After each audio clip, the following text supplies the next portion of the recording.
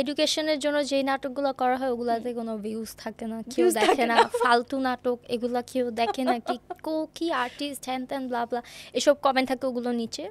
আর যেগুলো এন্টারটেনমেন্ট পারপোজে করা হয় নাটকগুলো ওগুলো নিচে গিয়ে কমেন্ট করবে যে এখান থেকে আমরা কি শিক্ষা পেলাম। ব্যাচেলার পয়েন্ট, আমাদের ব্যাচেলার পয়েন্টের নিচে কমেন্ট করে এটা কি ফ্যামিলি নিয়ে দেখার মতো নাটক, এটা কি বাচ্চাদেরকে নিয়ে দেখার মতো নাটক, অথচ আমাদের নাটকের ফার্স্টে ডিসক্লেমারে দিয়ে দেওয়া হয় ইটস অ্যান 18+ কন্টেন্ট। রাইট।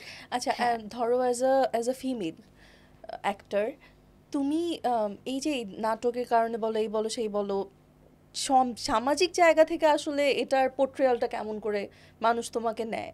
কারণ এটা একটা ইফেক্ট ফেলে, নো ম্যাটার। আমি তো শুরুতেই বললাম যে আমরা নাটকে যে চরিত্রটা করি that is not us personally, কিন্তু মানুষ তারপরেও কিন্তু ওই জিনিসটা ধরে নেয়। তোমার এরকম কোনো কিছু ফেস করেছো? অফকোর্স, যখন আমরা কোনো সিরিয়াল করি তখন আমাদের একটা ক্যারেক্টারই অফকোর্স কন্টিনিউ করে যেতে হয় অনেক বছর ধরে। সো মানুষের যারা আমাদের সিরিয়ালের ফ্যান তাদের মাথায় আমাদের এই ক্যারেক্টারটা স্টাক হয়ে যায়।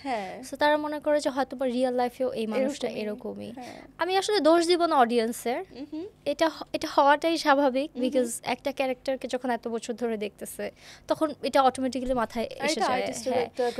হ্যাঁ, এক্স্যাক্টলি। এটা অ্যাক্টিং এর উপর অনেক কিছু বেস করে যে এই মানুষটা এই ক্যারেক্টার এতটা পারফেক্ট করে পোর্ট্রে করতেছে যে মনে হয় এই মানুষটা লিটারালি রিয়েল লাইফে এরকম, যেটা আমার সাথে অনেক বেশি হয়।